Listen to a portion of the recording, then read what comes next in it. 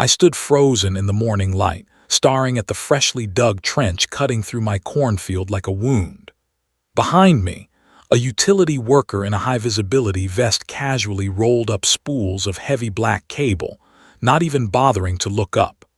My grandfather's farm, land that had been in our family for 3 generations, had been violated overnight. The man finally noticed me and gave a dismissive wave. "Just following orders from the Meadowbrook Estates HOA," he said, like that explained everything. "Should have gotten the paperwork weeks ago." But there had never been any paperwork. No notice, no permission, nothing. I knelt down and ran my fingers through the soil. My soil, now torn open without consent. That was when I saw the cable company logo stamped on the thick black line disappearing into my property. "You know what the funny thing is?" I said, rising slowly. The worker finally looked at me. "I never signed anything allowing this, not a single document." His eyes widened. That was the moment everything changed. The moment I decided they were going to pay for every inch. It started on a Tuesday morning in April. The kind of perfect spring day when the soil is just right for the season's first planting. I had spent all weekend preparing the southern field, and the tractor was fueled up, ready to go. I walked the perimeter of my farm like I always did before starting a major project. The ritual began with my grandfather, continued with my father, and now it was my turn. Check the boundaries. Know your land before you work it.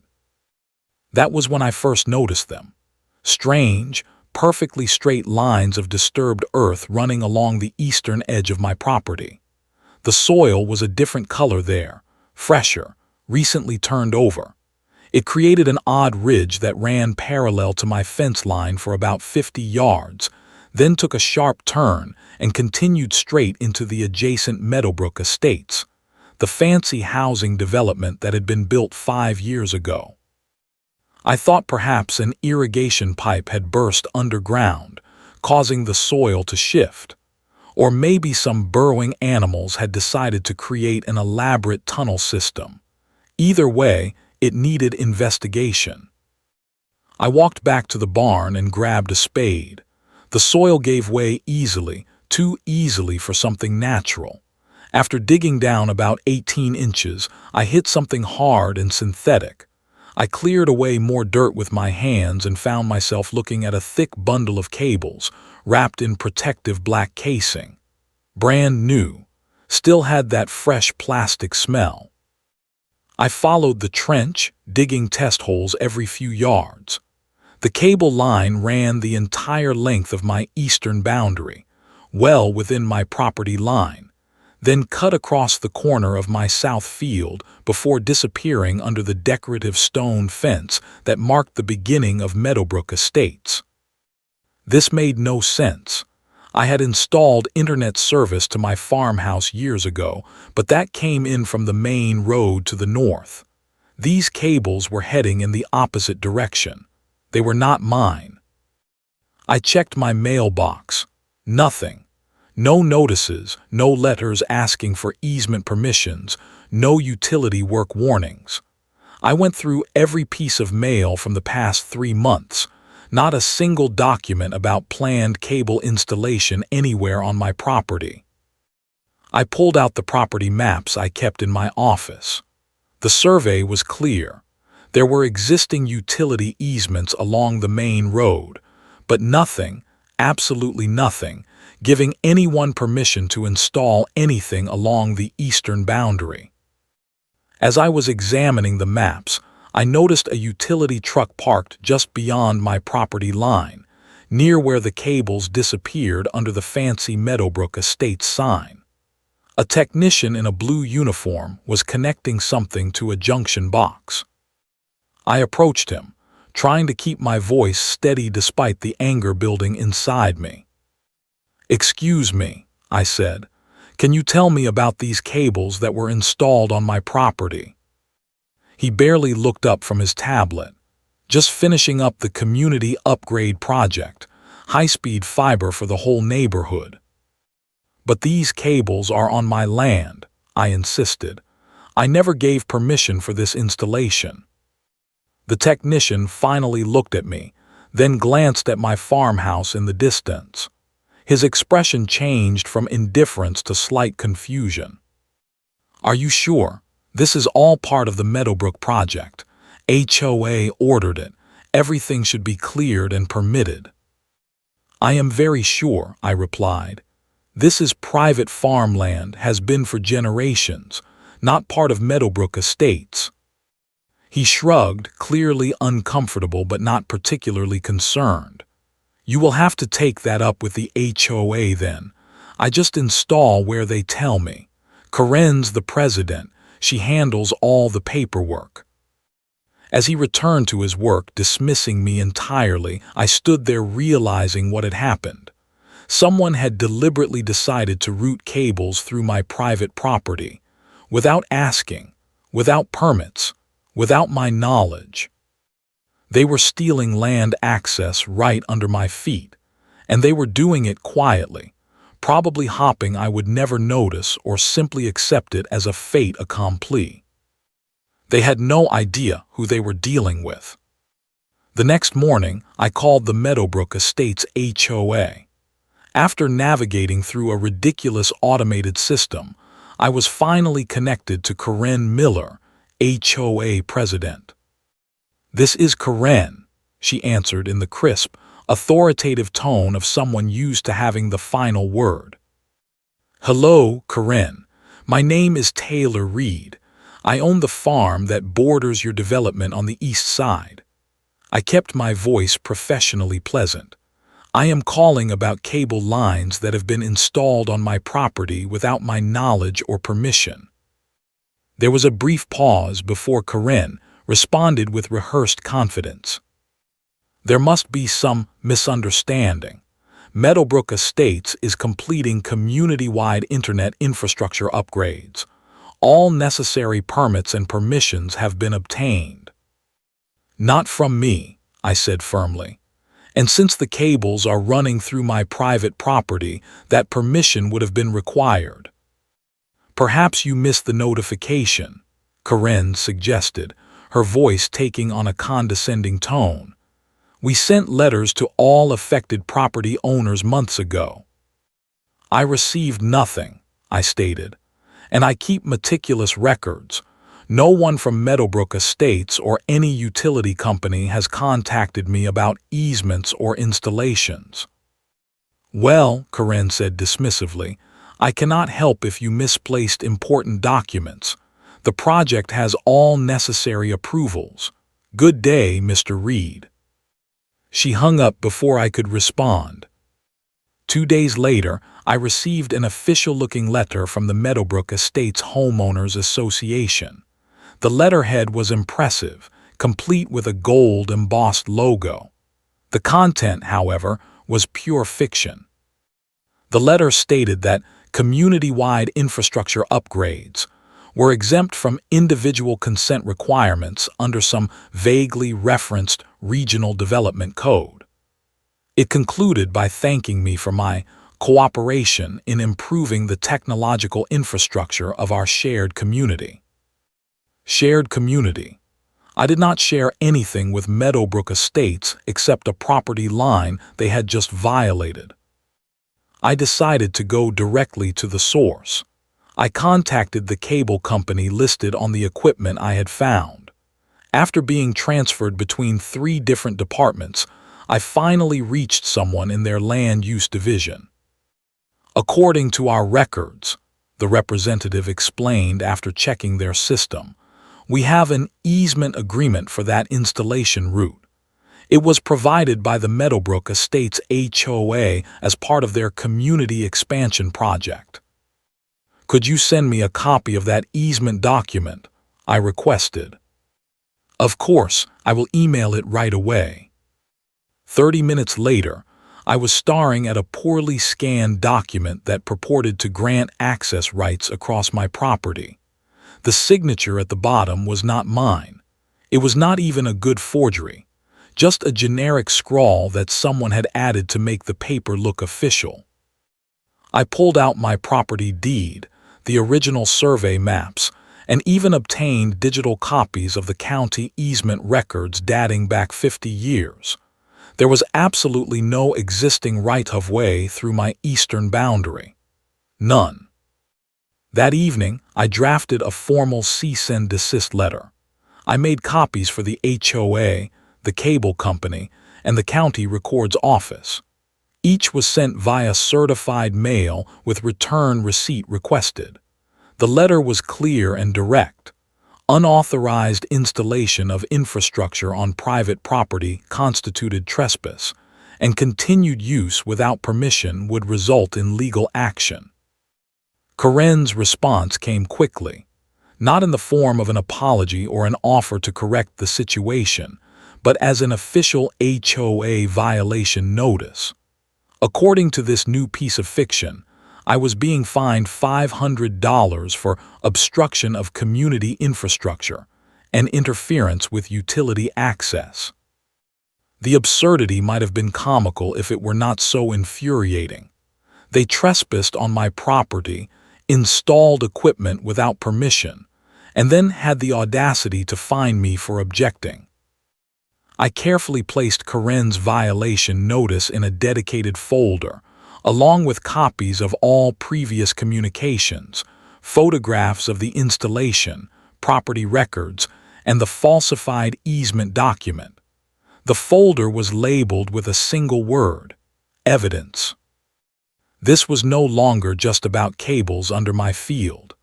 This was about principle, property rights, and putting an end to the entitled overreach of Karen and her HOA empire.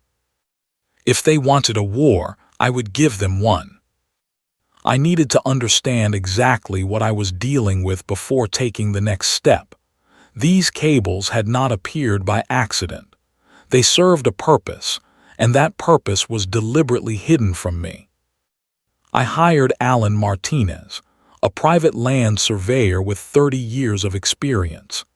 He came highly recommended for boundary dispute cases and had testified in several successful lawsuits against developers. "Let us map exactly what they have done here," Alan said as he set up his equipment. "Every inch, every turn, documented with GPS coordinates." For 2 days, Alan and his assistant methodically traced the entire cable route. They used ground-penetrating radar to follow the lines without having to dig up my entire property. When they finished, Alan presented me with detailed maps and a surprising revelation. "These are not just internet cables," he explained, pointing to different colored lines on the map. "You have got power lines, fiber optic, and what appears to be security system wiring all bundled together. And look where they lead." The cables did not simply cross a corner of my property as a shortcut.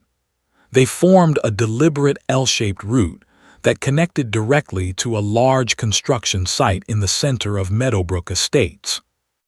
"What are they building there?" I asked. According to the permit filings I checked, that is going to be their new community clubhouse and pool complex. Based on these cable specifications, they are routing all the main utilities for that facility through your land. The picture was becoming clearer. Running the cables through my property was not just convenient, it was strategic. It saved them from having to tear up their own fancy neighborhood streets and landscaping. I needed more information from someone on the inside. Through a mutual friend, I was introduced to a contractor who had bid on parts of the Meadowbrook Clubhouse project, but ultimately lost the contract. "The whole thing was rushed," he told me over coffee. "They had received some kind of community development grant, but it came with a deadline. If they did not break ground and show significant progress by June, they would lose the funding. So they took shortcuts," I concluded. "Exactly. Proper permits and easements take time. We included that in our bid, the proper way to do things. but they went with a company that promised to handle the logistics more quickly. The final piece of the puzzle came from an unexpected source. A resident of Meadowbrook Estates, a retired teacher who had grown increasingly frustrated with Corinne's dictatorial management style, reached out to me after hearing about our dispute. "I thought you should see these," she said, sliding a folder across my kitchen table. Inside were printed copies of HOA board meeting minutes from the past 6 months. I flipped through the pages until I found what I was looking for. 3 months ago, there had been a special session about the clubhouse project. The minutes included this revealing statement. Due to time constraints related to grant funding, the board voted 4-1 to skip the formal easement process for utility installation and proceed with construction using alternate routing options. They had knowingly, deliberately decided to trespass rather than follow legal procedures. It was right there in black and white. Armed with this information, I contacted Sarah Chen, an attorney specializing in land use and property rights. After reviewing all my evidence, she was confident we had a solid case. "They have committed clear civil trespass," Sarah explained. "But rather than immediately filing a lawsuit, I recommend we give them an opportunity to correct their mistake on terms favorable to you." Together, we drafted a formal demand letter. It outlined the facts of the case, the evidence we had gathered, and presented 2 options: immediately remove all unauthorized infrastructure from my property, or enter into a formal land use agreement that included substantial monthly payments for the ongoing easement. "This is not just about making them pay," Sarah clarified. "This is about establishing that they cannot simply take what they want. Everything has a cost." When Corinne received the letter, she immediately called and demanded a meeting of the HOA board, with me present. Her tone suggested she thought she could intimidate me into backing down. She had no idea how prepared I was for this confrontation. The Meadowbrook Estates Community Center was unnecessarily ornate for a simple meeting space. Crystal chandeliers hung from high ceilings. The walls were adorned with large paintings of pastoral landscapes that looked nothing like the cookie-cutter houses they had actually built. The HOA board members sat behind a long mahogany table on a slightly raised platform, as if they were judges presiding over a court. Corinne sat in the center, flanked by 4 other board members. About 20 residents filled the audience seats, curious about the special session. I arrived with Sarah, my attorney, precisely 5 minutes before the scheduled start.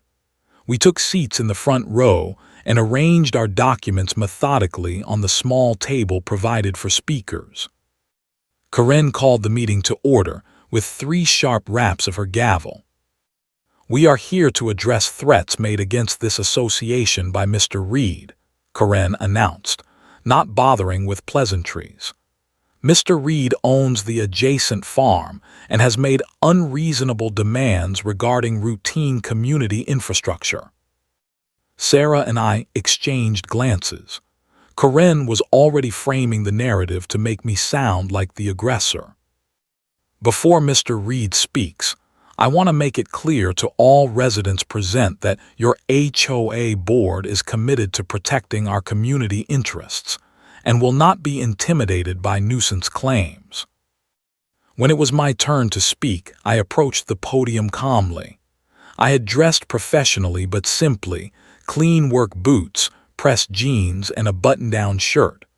I wanted to look exactly like what I was, a responsible landowner defending his property. "Thank you for allowing me to address the board," I began. "I am not here to threaten anyone.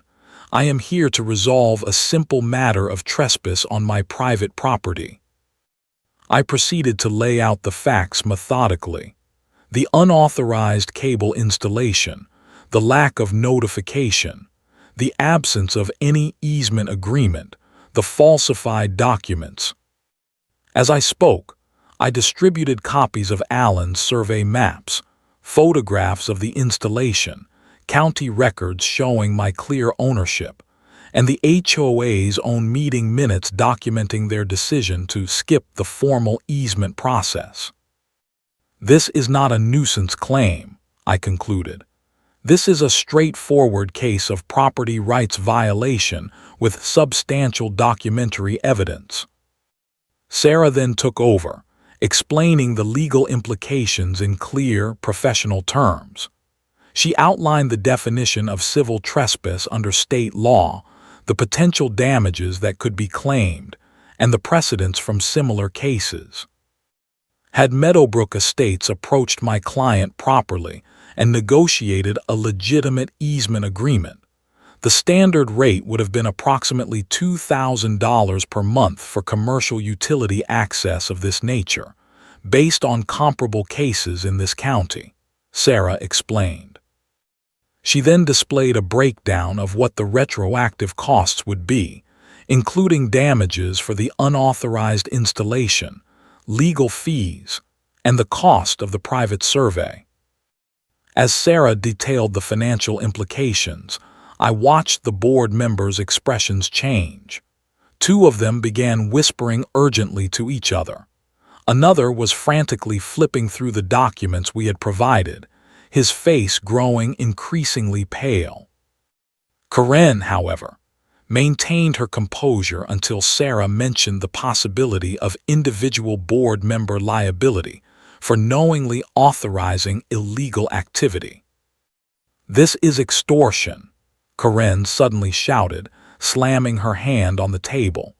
"You are trying to extort this association because you know we need those utilities for our new clubhouse."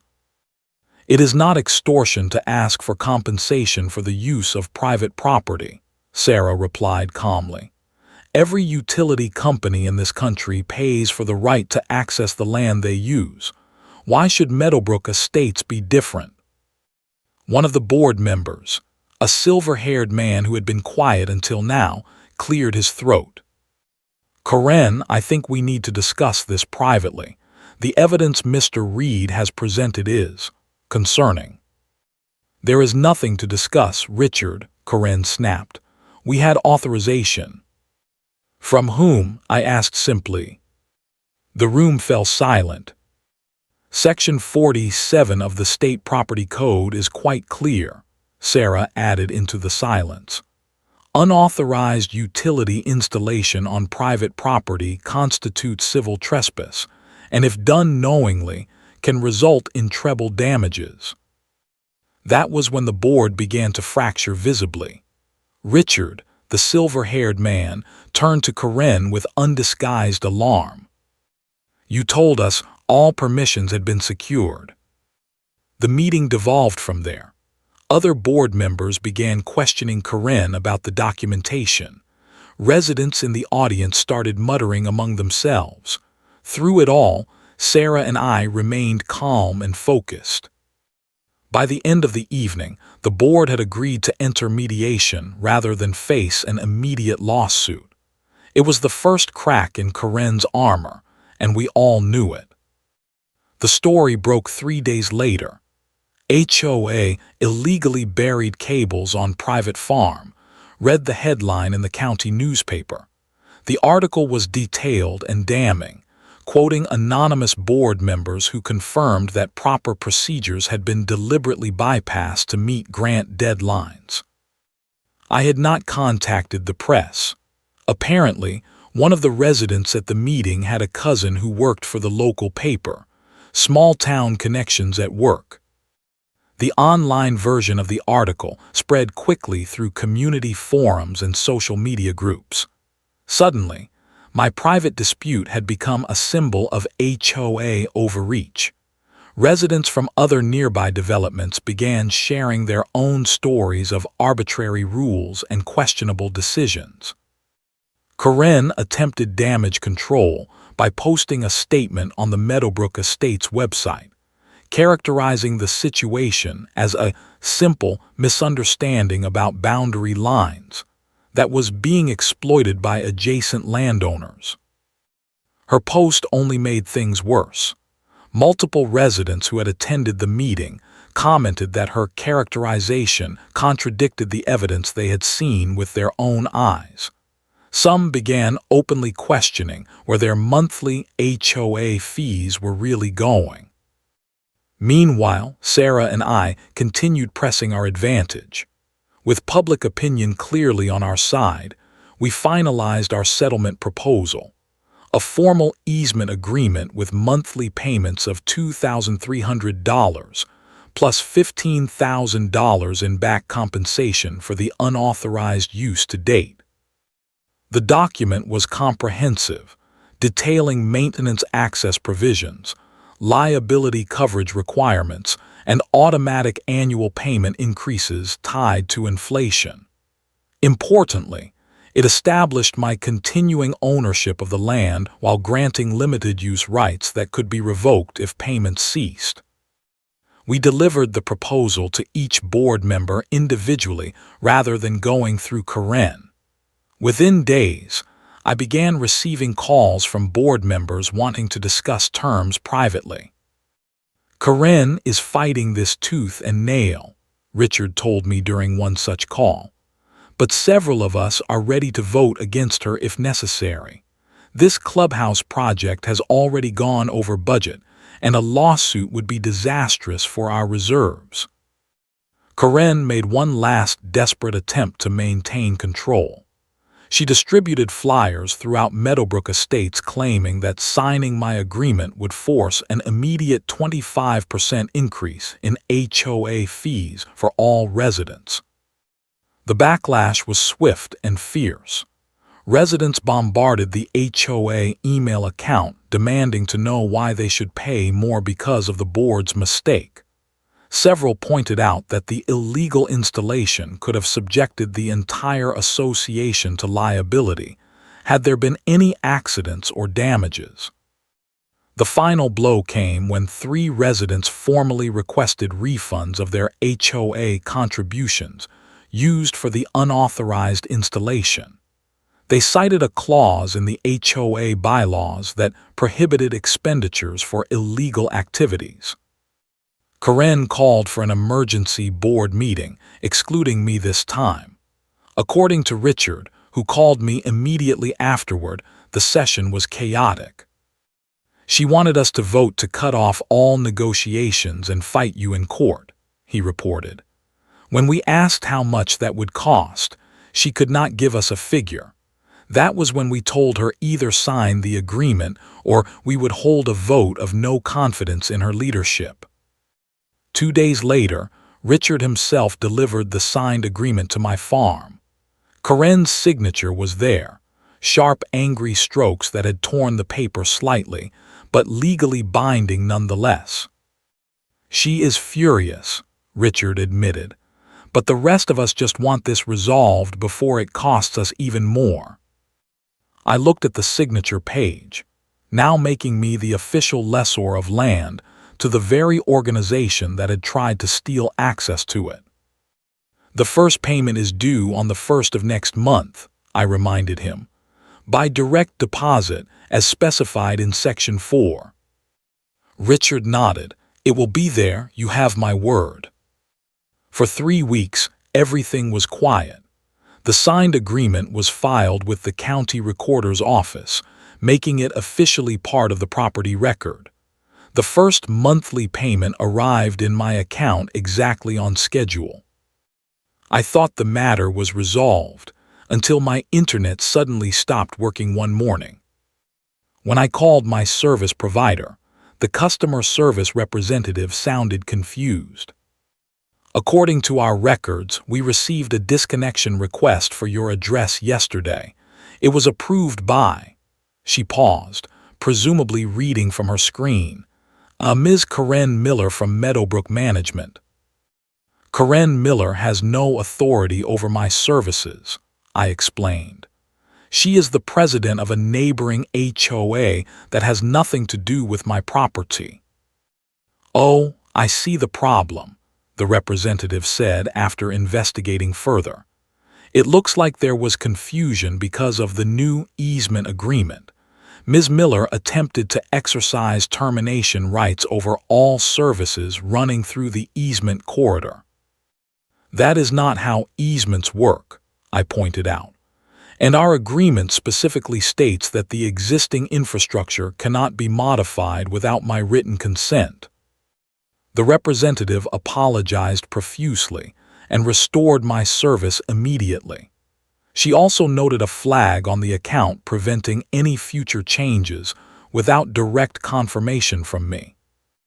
Later that day, I received a call from the cable company's regional manager.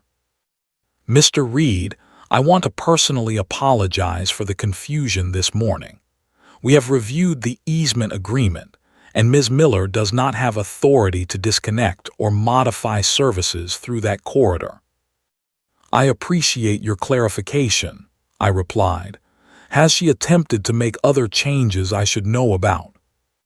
There was an awkward pause.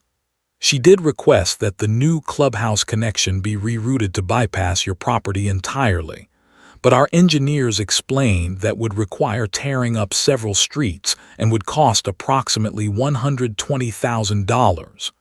When we mentioned that cost would have to be covered by the HOA, she withdrew the request." Karen had tried one last maneuver and found herself trapped by economics. The very reason they had routed across my land in the first place, to save money, was now preventing them from undoing their mistake. The Meadowbrook Estates quarterly meeting took place the following week. I did not attend, but Richard called me the next morning.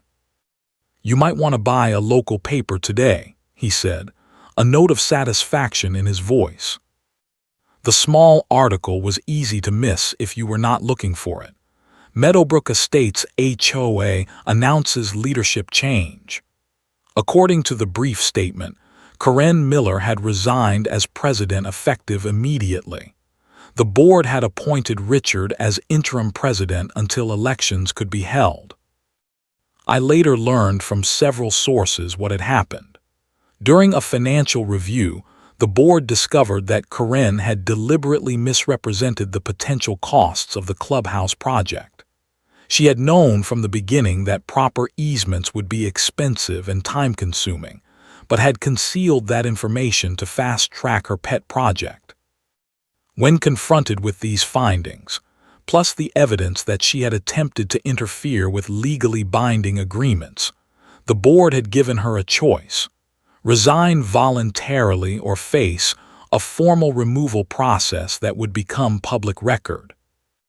Richard's first official act as interim president was to issue a public apology to me. It was printed in the community newsletter and emailed to all residents. The statement acknowledged the improper installation and affirmed the HOA's commitment to honoring the easement agreement going forward. "Meadowbrook Estates values good relationships with all our neighbors," the statement concluded. "We regret the lapse in judgment that led to this situation and are committed to rebuilding trust through transparency and respect for property rights." The apology was unnecessary from a legal standpoint. The agreement was already binding, but it represented something more important: accountability. 1 year has passed since the cables were first discovered. They are still there, humming quietly beneath my soil, but now everything is different. The trenches have been properly filled and reseeded. Professional markers identify the cable route at regular intervals. The cable company performs scheduled maintenance twice a year, always calling ahead for permission as required by our agreement. Every month, without fail, $2,300 appears in my account. I have invested most of these payments in upgrading my irrigation systems, replacing the old manual controls with smart technology that optimizes water usage based on soil conditions and weather forecasts. The eastern field, once disrupted by unauthorized digging, now produces the best crop yields on my entire property. Word of my successful stand against HOA overreach spread beyond Meadowbrook Estates. I have been invited to speak at 3 different community forums about property rights and boundary disputes. Last month, I hosted a workshop in my barn for local landowners, explaining how to research their deeds, understand easement laws, and document potential encroachments. Knowledge is your best defense, I tell them. Know your boundaries, know your rights, and never assume that official-sounding letters or impressive letterhead mean someone actually has authority over your property. Richard has been officially elected as the new HOA president. Under his leadership, Meadowbrook Estates has adopted new transparency requirements for all construction projects and created a community oversight committee to review major expenditures. The clubhouse was eventually completed, 6 months behind schedule, but with all proper permits and agreements in place. Corinne moved away shortly after her resignation. I heard she purchased a condominium in a development without an HOA. Perhaps she finally learned the value of property rights from the other side. The cable company conducted a routine inspection last week. The technician was professional and respectful, nothing like the dismissive worker I had first encountered. "Everything looks good, Mr. Reed," he reported. "The lines are functioning perfectly." "I am glad to hear it," I replied. "Those cables represent an important lesson." "What lesson is that?" he asked. I gestured toward the field where crops now grew above the buried infrastructure. That everything built on a solid foundation lasts. Try to build on shortcuts and deception, and it all falls apart eventually. As he drove away, I walked along the path where I had first discovered those strange trenches in my soil. The land looked peaceful now, restored to its proper condition. But the cables remain beneath the surface, a permanent reminder that standing your ground matters. Some people think farming is just about growing things, but every farmer knows the truth is deeper. Farming is about stewardship, about protecting what matters, about understanding that the land you stand on connects to everything else in your life. They buried cables in my land, thinking I would never notice or care enough to fight back. They assumed they could take what was not theirs without consequence. Now I harvest crops from above their cables, and every month I harvest something else as well, a lesson in justice, delivered in the form of rent receipts they never expected to pay.